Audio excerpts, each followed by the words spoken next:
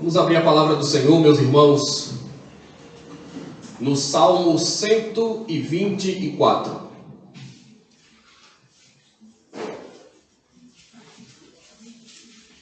Salmo 124, cântico de romagem de Davi.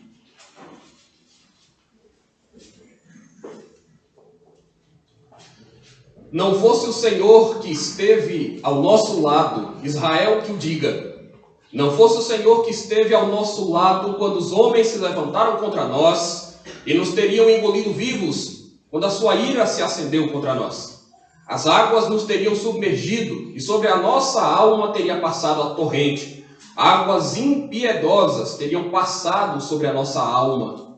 Bendito o Senhor, que não nos deu por presa aos dentes deles. Salvou-se a nossa alma como um pássaro do laço dos passarinheiros. Quebrou-se o laço e nós nos vimos livres. O nosso socorro está em o nome do Senhor, Criador do céu e da terra. Ó Pai, mais uma vez, pedimos a Tua instrução nessa manhã. Fala ao nosso coração, aplica a Tua palavra às nossas vidas, ajuda-nos a andar em Teus caminhos. Em nome do Senhor Jesus. Amém. Você consegue se lembrar com clareza de alguns livramentos que Deus operou em sua vida? Como você se sente quando você faz essa reflexão? Existe algo ou alguém nesse momento que esteja sufocando a sua alma, ferindo o seu coração, oprimindo a sua mente? Você espera e confia nos planos que Deus tem, no socorro que Deus providencia em favor dos seus servos?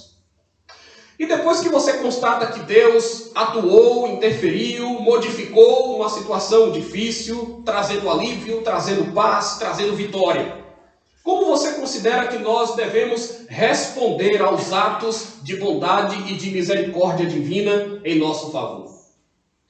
O salmo que nós lemos, meus irmãos, trata dessas coisas e por isso hoje eu pretendo demonstrar em primeiro lugar o pressuposto do livramento. Em segundo lugar, apontarei para a realidade e as experiências do livramento. E por fim, eu falarei sobre o resultado ou o efeito direto que o livramento deve produzir em nós. Começamos então aqui, falando sobre o pressuposto do livramento.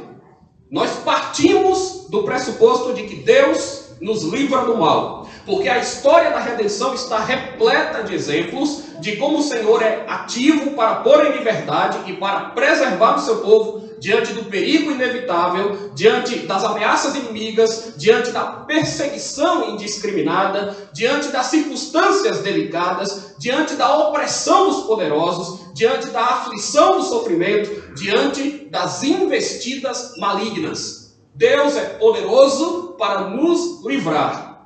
O fato incontestável é que Deus livra o seu povo, a sua igreja, os crentes. Ele livrou Noé em meio ao dilúvio, ele livrou Ló da destruição de Sodoma, ele livrou Elias das mãos de Acabe, ele livrou Israel e a sua igreja tantas e tantas vezes. Ele faz isso até hoje.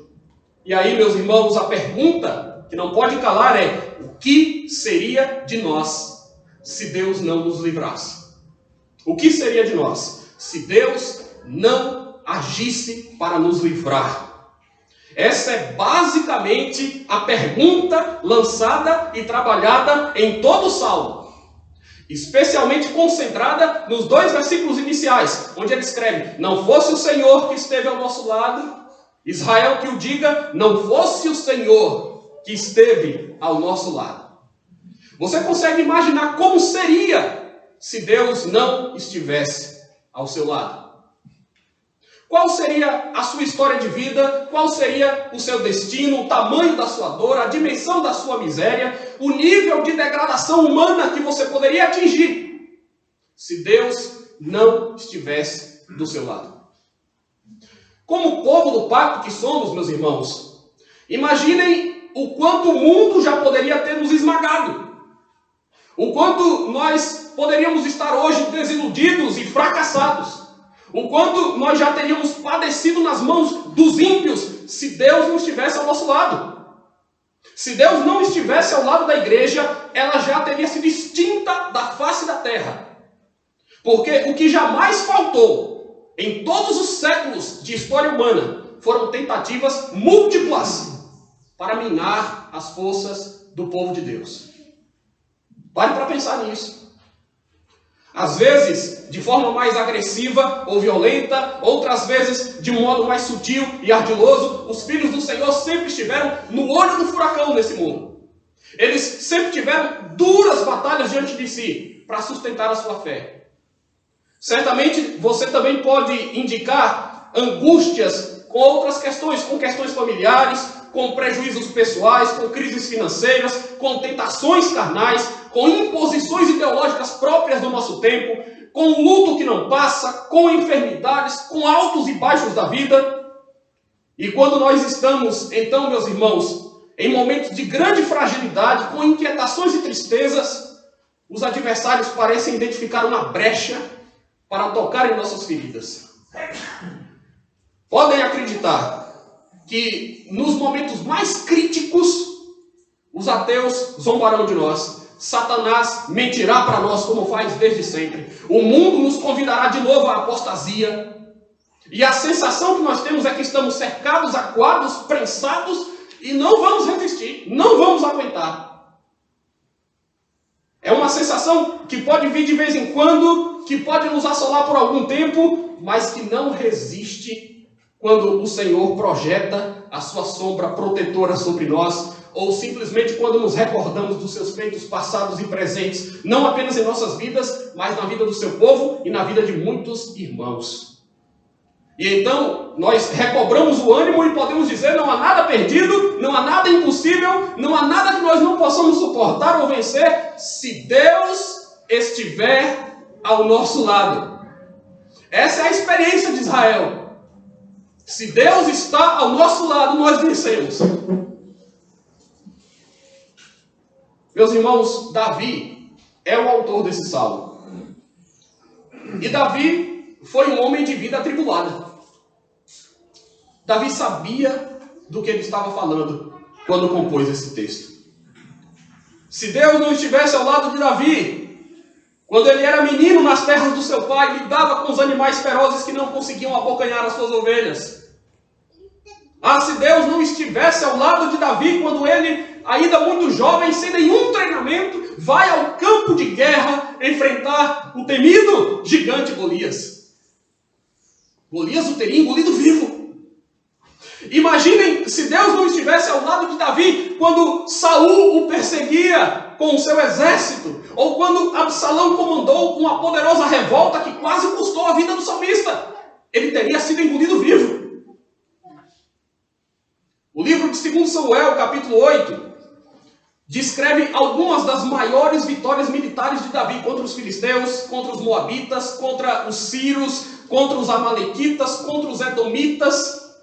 Mas o registro histórico ali sentencia no verso 6 e no verso 14. E o Senhor dava vitórias a Davi por onde quer que ele ia. O Senhor dava vitórias a Davi. O que é que isso significa? Que aquele conjunto de sucesso, de êxito, tinha uma explicação maior do que aquilo que os olhos viam, do que aquilo que se podia contemplar. Deus estava ao lado de Davi e do seu povo. No Salmo 124, meus irmãos, nós temos um si oculto que não deixa dúvidas. Não teríamos a menor chance de sobreviver sem Deus. Mas se chegamos até aqui, se temos progredido, é porque Deus está ao nosso lado.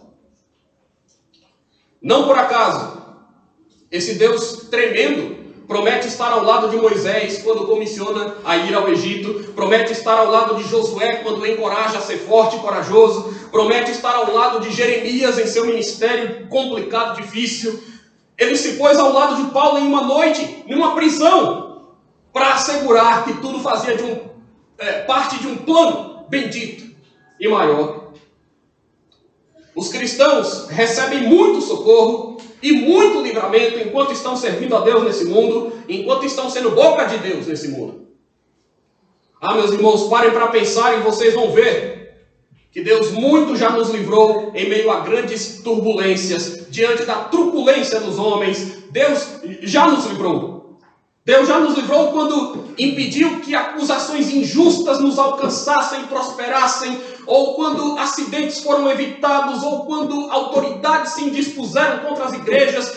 Deus nos livrou da fadiga extrema e, de repente, quando nós pensamos que estamos extenuados e esgotados, nós percebemos que há sempre uma porção maior de poder do Espírito para que nós prossigamos e em que nós podemos nos apegar. E não se esqueçam ainda que esse Salmo de Davi foi incorporado anos mais tarde, e é por isso que ele está aqui, é por isso que nós o estamos estudando hoje, na seleção dos chamados Salmos de Romagem, sendo então entoado pelos judeus peregrinos que rumavam a Jerusalém, se alegrando e agradecendo ao Senhor por todas as suas bênçãos. Já dissemos aqui que aquelas viagens eram difíceis, que eles passavam por lugares sombrios, assaltantes poderiam estar à espreita, animais poderiam surgir de repente, fenômenos naturais poderiam trazer transtornos diversos, mas eles não tinham que temer e eles permaneciam confiantes, porque eles sabiam e eles cantavam que Deus estava ao lado deles. Não é o que se extrai das palavras de Isaías 43, quando passares pelas águas eu serei contigo, quando pelos rios eles não te submergirão, quando passares pelo fogo não te queimarás, nem a chama arderá em ti. Não é o que se extrai de Romanos 8, se Deus é por nós, quem será contra nós? Tribulação, angústia, poderes, criaturas, profundidade, nada pode nos separar do amor de Deus. Nada pode nos desvincular de Deus e do seu amor que está em Cristo Jesus, nosso Senhor. O grande pressuposto do livramento dos crentes é este. Como deixa claro o Salmo 124. Deus está ao nosso lado. Parta desse princípio sempre, para avaliar qualquer coisa na sua vida. Deus está ao lado dos seus filhos. Deus está ao lado do seu povo. Por isso, irmãos, não desmaiamos. Por isso perseveramos, por isso superamos o cansaço, a tristeza, por isso nos mantemos contentes e vamos desbravando essa mata fechada, atravessando esse deserto escaldante, escalando esses montes pedregosos com o clima hostil e árido que o mundo nos oferece, até chegarmos à nossa Jerusalém celestial. Meus irmãos, a garantia que nós temos é de que a providência de Deus nos pequenos detalhes e a presença de Deus em todo o tempo nos protege em nossa caminhada como peregrinos. Nunca duvide disso. Pelo contrário, parta sempre desse pressuposto. Você não segue o seu caminho sozinho, o Senhor está ao seu lado. O Senhor nos livrou, o Senhor nos livra, o Senhor nos livrará. Ele se coloca ao nosso lado e por isso as nossas vidas têm sentido. Há sentido para tudo que nós fazemos, em tudo o que nos acontece. As dificuldades existem, elas têm muita potência, elas tiram o sono, elas estão ilustradas no Salmo conforme veremos. Mas antes de qualquer coisa, entenda e assuma para si, assuma no seu coração essa verdade básica. O Senhor está ao lado do seu povo, o Senhor está ao nosso lado. Segunda questão importante aqui, meus irmãos, a realidade do livramento. Porque, vejam, se a parte inicial desse salmo aponta para o pressuposto que nós temos que ter, o pressuposto do livramento que nós recebemos cotidianamente de Deus, a parte mais central dele aponta para a realidade do livramento e o modo como nós o experimentamos.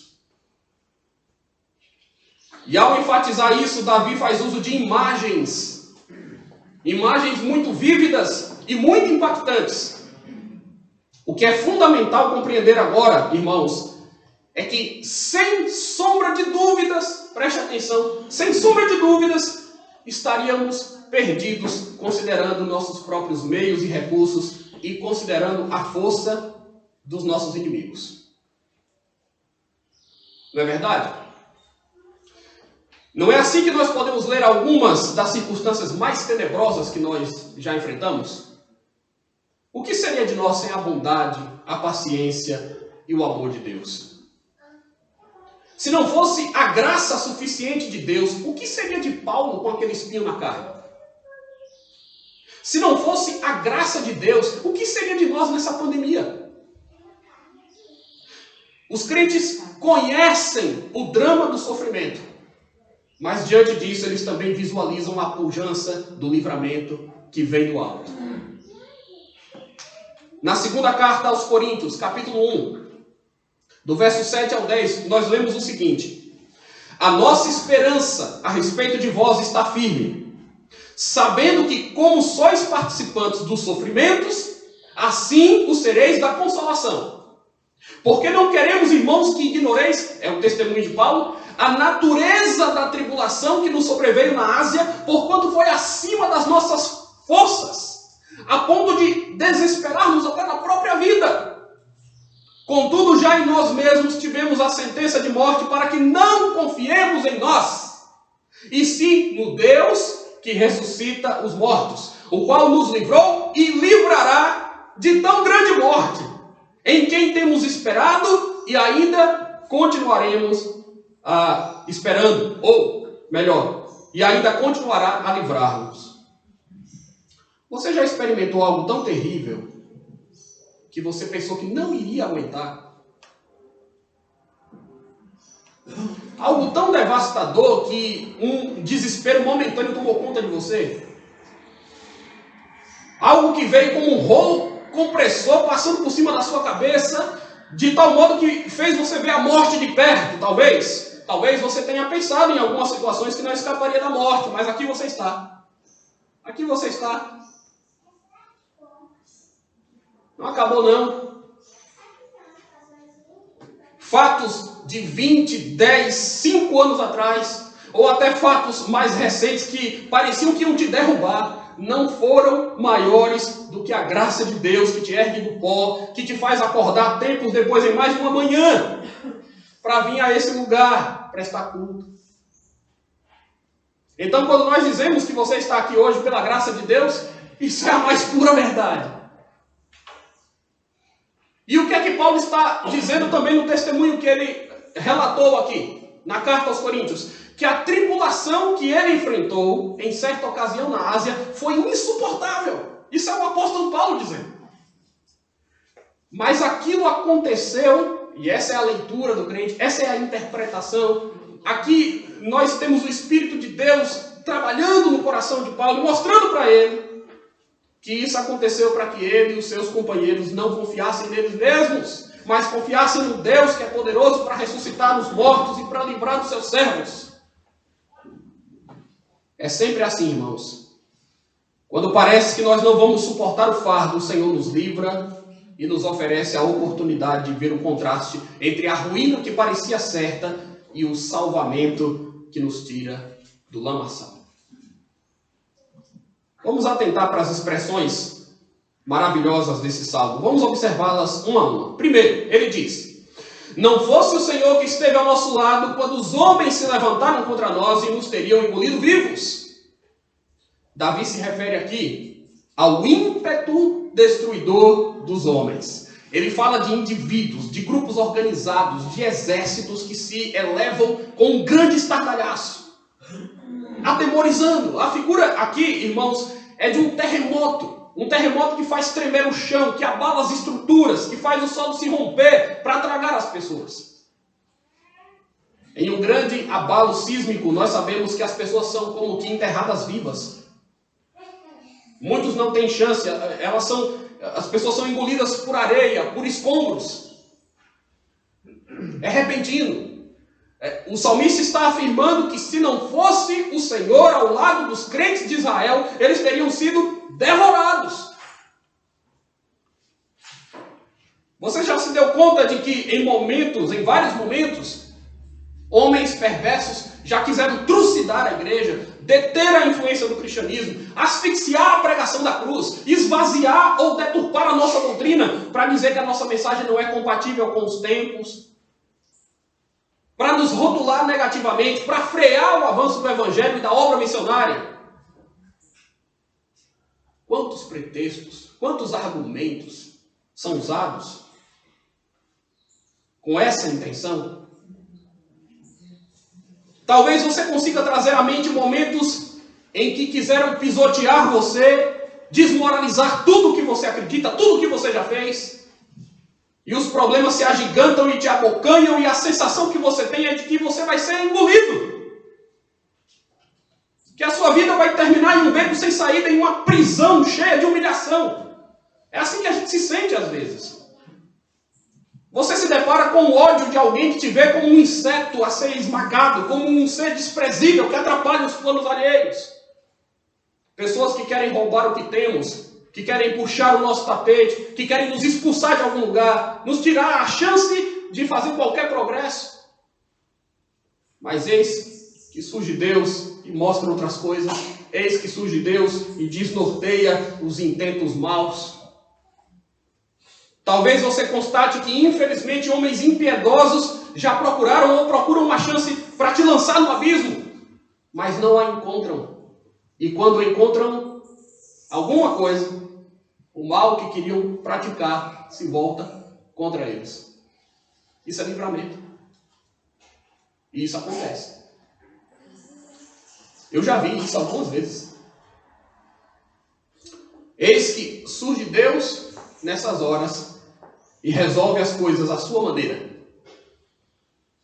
E o terremoto é contido, e a fenda que se abriu se fecha novamente, e novos amigos enviados pelo Senhor te ajudam. Alguns desses inimigos são deslocados para outras regiões ou funções longe de você, ou então o ódio se transforma em respeito. O evangelho triunfa e conquista. As circunstâncias mudam, outras portas se abrem, você amadurece, se corrige e percebe que há vida fora daquele contexto caótico.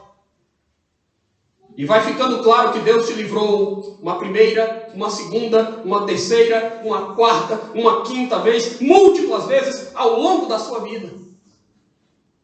Deus vai mostrando que está ao nosso lado e nós somos poupados, a nossa dignidade é mantida, a nossa sorte é restaurada. O final do verso 3 menciona que os perversos acendem a sua ira contra nós. A fúria dos inimigos agora, irmãos, é comparada a uma fogueira. A ideia do acender aqui é um fogo em chamas. É uma fogueira que queima, que arde. São pessoas que fervilham por dentro, que se deixam dominar por um anseio maligno de esmiuçar o povo de Deus, de nos fazer virar pó. Do que é que eu me lembro? Sadraque, Mesaque, Abednego. Eles estão na Babilônia. Quem reina ali? Nabucodonosor. Nabucodonosor fez uma imagem de ouro gigantesca e ordenou que, ao som de diversos instrumentos musicais, os homens de todas as nações que na Babilônia habitavam tinham que se prostrar e adorar o monumento. Caso contrário, eles seriam sentenciados à fornalha. A narrativa diz que no mesmo instante,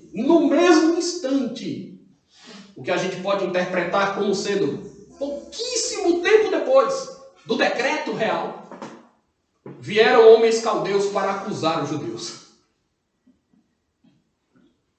Esse é justamente o quadro. Ali encontramos homens idólatras, homens arbitrários, homens sórdidos, homens que denunciam, homens invejosos, que tramam contra os servos do Senhor, que se acendem em ira contra os crentes, porque eles não dançam conforme as suas músicas. Porque eles não aceitam que a sua religião seja sequestrada. Porque eles não se secularizam. Eu quero chamar a sua atenção para alguns detalhes daquele texto de Daniel 3, porque o versículo 13 diz assim, ouça bem: então Nabucodonosor, irado e furioso, mandou chamar Sadraque, Mesaque e Abednego.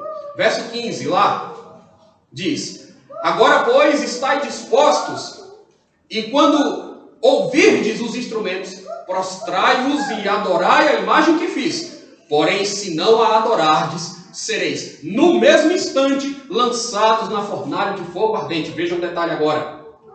E quem é o Deus que vos poderá livrar das minhas mãos? Essa foi a pergunta de Nabucodonosor. Eu quero ver que Deus que vai livrar vocês das minhas mãos. Nos versos 18 e 19, a resposta deles: se o nosso Deus, a quem servimos, quer livrar-nos, Ele nos livrará da fornalha de fogo ardente e das tuas mãos, ó rei.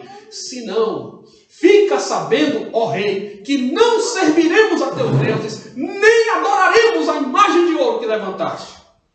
Vejam a fé deles. Esses homens dizem algo muito importante aqui. Eles dizem, olhem só, notem bem, que nem sempre Deus deseja nos livrar de certas adversidades. Nem sempre. É claro que eles poderiam morrer ali. E eles estavam dispostos a isso. Eles poderiam morrer ali. Mas eles também dizem que se Deus quisesse, Ele os livraria do fogo e da fúria do rei. Deixa eu ressaltar isso aqui para você que hoje precisa de um livramento grandioso. Pode ser que Deus não queira exatamente te livrar de tudo. Mas o ponto aqui é o seguinte: se Ele quiser, Ele te livra de qualquer coisa. E não há o que possa impedi-lo. O poder absoluto não é de Nabucodonosor. Quem é o Deus que pode livrar das minhas mãos? O poder absoluto é de Deus. Quem é que pode nos abater das mãos dele? Quem é que pode impedir o seu agir? É Deus que pergunta isso. Quando o homem pergunta isso, ele se coloca no lugar de Deus e ele é envergonhado. Os homens continuam perguntando: quem é o Deus que pode nos livrar? E nós sabemos muito bem a resposta. Me permitam seguir um pouco mais, porque nos versos 19 e 20 do nosso Salmo, aliás, desculpem, de Daniel 3 ainda, diz que então Nabucodonosor se encheu de fúria e transtornado o aspecto do seu rosto. Vejam, ele muda o semblante, ele está raivoso, transtornado com Sadraque, Mesaque e Abednego, ordenou que se acendesse a fornalha 7 vezes mais do que se costumava. Os 3 amigos são atados e lançados no fogo. Os homens que os empurram ali morrem por causa da intensidade do fogo. De repente eles olham e enxergam dentro da fornalha não 3, mas 4 pessoas. 4. E o aspecto do quarto é diferente. Qual é a explicação disso? A explicação é: não fosse o Senhor que esteve ao lado. O quarto homem da fornalha era Deus. Jesus Cristo estava literalmente ao lado deles. O rei se irou e os teria engolido vivos. A chama se acendeu e os teria carbonizado. Mas eles não morreram. Eles estão vivos, passeando pelas chamas. Seus cabelos não foram chamuscados, seus mantos não se mudaram e nem cheiro de fogo se entranhou neles. No final, Nabucodonosor baixa um decreto novo, pelo qual todo povo, língua, nação, que disser blasfêmia contra o Deus de Sadraque, Mesaque e Abednego seja despedaçado e as suas casas sejam feitas em monturo, porque isso é Nabucodonosor dizendo, agora, não há outro Deus que possa livrar como esse. Deus livra os seus servos, e isso é dito, e isso é reconhecido pelos seus servos, e às vezes até pelos ímpios. Não há Deus que possa livrar como esse. Você tem ideia do Deus a quem nós servimos? Do que Ele pode fazer? Se os fanáticos da pós-modernidade pudessem, eles nos tornariam inválidos. Se Satanás pudesse, ele nos trituraria. Só não fazem isso porque Deus não permite. Um dia Jesus disse a Pedro: Simão, Simão, eis que Satanás vos reclamou para vos peneirar como trigo. Eu, porém, roguei por ti para que a tua fé não desfaleça. Como é bom saber que quando o mal se insurge contra o reino de Deus e contra os filhos de Deus, o Salvador estende o seu braço, roga por nós. No limiar das nossas forças, o Senhor vem a nós, o Senhor afasta o perigo. Não há outro Deus que possa livrar como esse. Os versos 4 e 5 do Salmo dizem: as águas nos teriam submergido e sobre a nossa alma teria passado a torrente. Águas impetuosas teriam passado sobre a nossa alma. Águas na Bíblia, irmãos, às vezes, nem sempre, mas às vezes, é um termo que representa tumultos, multidões, problemas. São as águas que espumejam, são as águas da instabilidade. Apocalipse fala até da besta que emerge do mar e que peleja contra os santos. Mas existe algo específico aqui que precisa ser dito no contexto do salmista. É que no terreno seco de Israel, existe um fenômeno natural que se repete por anos e anos. Quando os rios ficam completamente secos em determinados períodos, mas subitamente surgem fortes torrentes que trazem toda a água de volta no tempo apropriado. São correntes mesmo de águas repentinas que descem por ladeiras e com velocidade extrema. Essas águas, na verdade, devolvem vida àquela região. Elas são extremamente importantes ali. Mas aqui, irmãos, a imagem que o salmista quer destacar quando ele fala sobre a torrente é a imagem de que os inimigos são como aquela precipitação de águas que vem e que arrasta pedras e pequenos animais e que produzem enchentes e inundações. Repentinamente. Com veemência. Mas Deus é tão bom, Deus é tão bom, irmãos, que quando os maus se armam e se inflamam e descem contra o povo de Deus, achando que trarão toda forma de devastação e de ruína, após os seus ataques, o Senhor faz a igreja renascer vigorosa e o estado último dela se torna ainda melhor, ainda mais verde, ainda mais florido, ainda mais glorioso do que o primeiro. Vejam que se trata de uma ilustração, porque o salmista usa algo concreto, típico da geografia da região, para dar uma conotação de lutas espirituais. Ele não fala que estas águas impetuosas passariam pela carne dos israelitas, vejam, mas essas águas impetuosas passam por onde? Sobre a alma deles.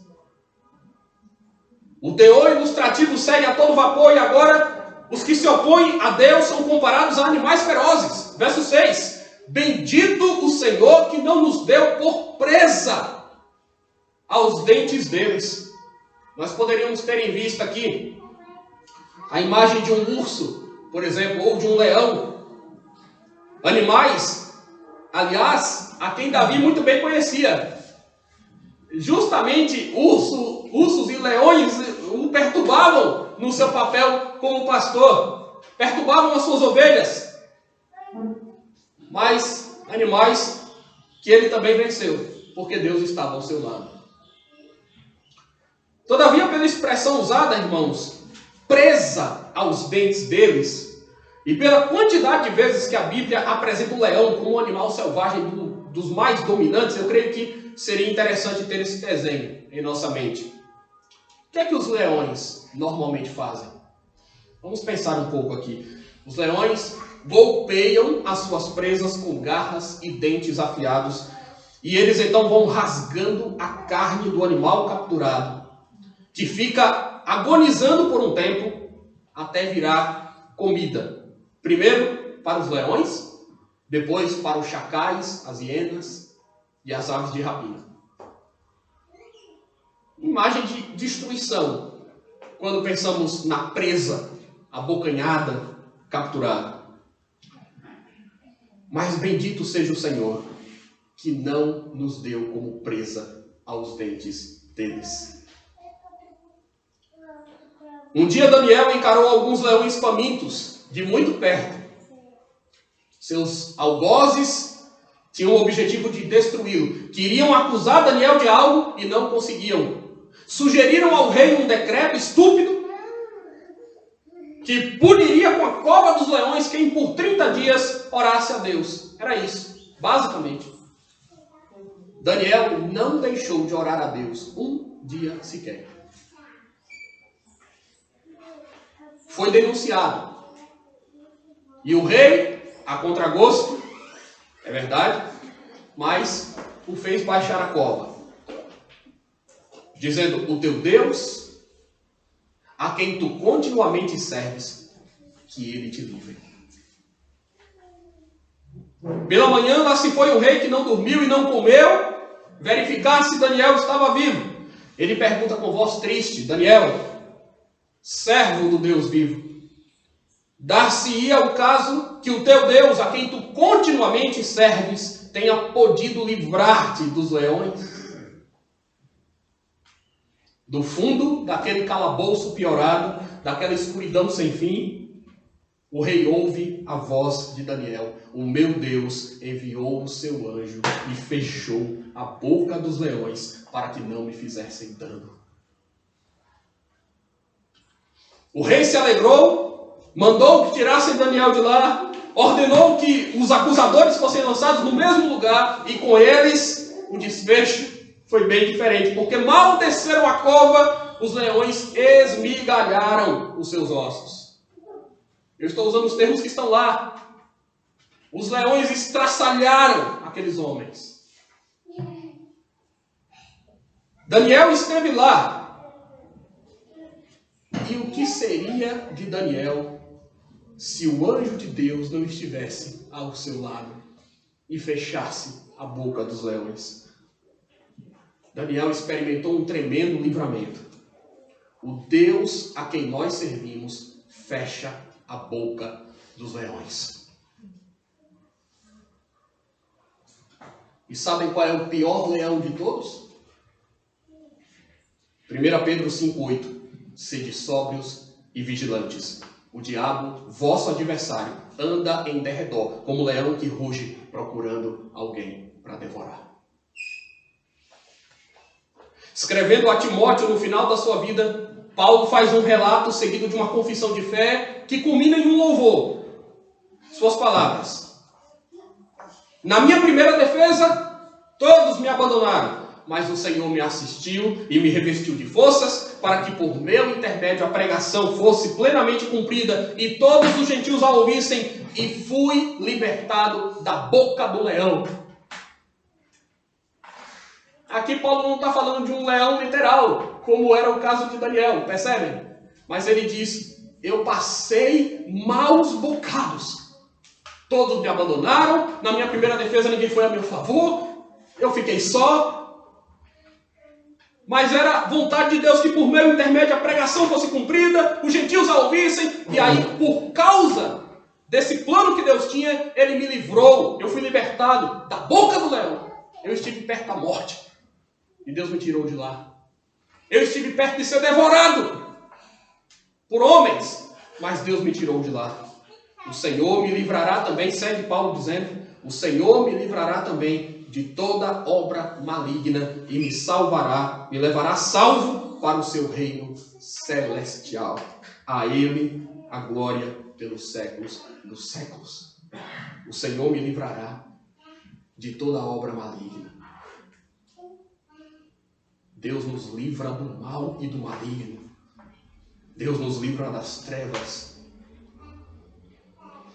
No contexto da expulsão de um demônio, Jesus disse que quando o valente, bem armado, guarda a sua própria casa, ficam em segurança todos os seus bens. Sobrevindo, porém, um mais valente do que ele, vence-o, tira-lhe a armadura em que confiava e lhe divide os despojos. O leão que deseja nos devorar vira um gatinho quando vê o leão da tribo de Judá que está ao nosso lado. O que seria de nós se Ele não estivesse ao nosso lado. Jesus morreu por nós na cruz, e na cruz Ele tudo venceu. Na linguagem de Colossenses, Jesus, despojando os principados e potestades, publicamente os expôs ao desprezo, triunfando deles na cruz. Mas há uma ilustração final, no verso 7 do nosso salmo. Salvou-se a nossa alma como um pássaro do laço dos passarinheiros. Quebrou-se o laço e nós nos vimos livres. A referência agora, irmãos, é ao fato de que Deus nos livra das armadilhas. Das armadilhas desse mundo. Às vezes nós somos como que enlaçados, não é? Nós nos deixamos ludibriar por inimigos da fé, nos distraímos, caímos em ciladas. Os homens com astúcia e falsidade tentam confundir os eleitos e fazê-los tropeçar. De repente, tal como um pássaro, numa arapuca, num alçapão, numa gaiola, nós ficamos agitados, nos debatendo, desesperados. Duas coisas que se podem dizer das armadilhas. Primeiro, as armadilhas geralmente são feitas de coisas que nos agradam, que nos atraem, que nos parecem vantajosas. Insetos, roedores, pássaros, peixes e mesmo animais grandes são apanhados exatamente assim. Essa é a estratégia. Na ponta de um anzol, na armação de uma ratoeira, misturada a um inseticida ou um veneno, é comum que as pessoas ponham um pouco de comida, algum tipo de doce, de carne com cheiro forte. Os animais são seduzidos por isso e acabam se dando muito mal. Armadilha. Quem pode nos livrar de todas as armadilhas que existem nesse mundo, do campo minado que esse mundo é? Os irmãos lembram da história de Balaão? Balaão, contratado por Balaque para amaldiçoar Israel, ele abençoou o povo 3 vezes sobre a ordem de Deus. Então a Bíblia diz que Balaão, abre aspas, ensinava a Balaque a armar ciladas diante dos filhos de Israel para comerem coisas sacrificadas a ídolos e praticarem a prostituição. Lembram da famosa história do cavalo de Troia? Aquela em que os gregos fingem se render aos troianos e os presenteiam com um imenso cavalo de madeira oco. Os troianos então levam o cavalo para dentro dos seus muros, sem suspeitar que os inimigos estão ali dentro, armados e prontos para atacar, tão logo anoiteça. Esse mundo, irmãos, oferece aos crentes vários e vários cavalos de Troia. Você pensa que está levando para casa presentes, troféus, vitórias, sucesso, dinheiro, reconhecimento, prazeres, mas tudo é oco. Só há mesmo ali inimigos que irão te surpreender quando você menos esperar. Essa é a segunda verdade sobre as armadilhas. Quando elas funcionam bem e prendem o alvo, é muito difícil escapar delas, mesmo esperneando muito. É isso que a nossa experiência mostra. Mas nós já sabemos que o que nós não conseguimos fazer, Deus faz. Deus desata os nós, Deus quebra as cadeias. Todo aquele que comete pecado é escravo do pecado, mas se o Filho vos libertar, verdadeiramente sereis livres. Você foi enfeitiçado pelo mal, você deixou de crer em Deus e foi se abraçar com o inimigo traidor, você ficou cego pelos prazeres e não pensou nas consequências, você negociou princípios inegociáveis, você achou que podia resolver as coisas do seu jeito, você mergulhou no vício, se afundou ali. Você foi convencido pelos seus amigos ou pelos seus instrutores de algo que é contrário à palavra de Deus e se deixou levar por isso. E você se deu mal em qualquer um desses exemplos. Nossa cobiça nos prega peças. Os falsos profetas são convincentes e às vezes carismáticos. há ídolos em nosso coração. Satanás se transforma em anjo de luz. As riquezas desse mundo parecem, às vezes, tão fascinantes. Pois bem, você caiu em uma armadilha. Mas o salmista diz que o Senhor põe seus filhos em liberdade de novo. E Jesus diz que estará ao lado dos seus discípulos todos os dias, de modo que as portas do inferno não prevalecerão contra a sua igreja. Jesus nos livra do mal presente, da aflição sufocante, da condenação eterna. Ele quebrou as nossas cadeias espirituais e Ele nos fez livres. A parte última, o último ponto aqui, é praticamente conclusivo. Eu não vou me deter muito nele, mas entendo que é importante ressaltar o resultado do livramento. Sim, Deus nos livra, Deus nos livrou, e como é que a gente reage a isso? Como é que a gente responde? Qual é o resultado, o efeito que o livramento de Deus deve produzir em nós? Então vamos lá, é importante destacar o resultado do livramento, que nada mais é do que o culto.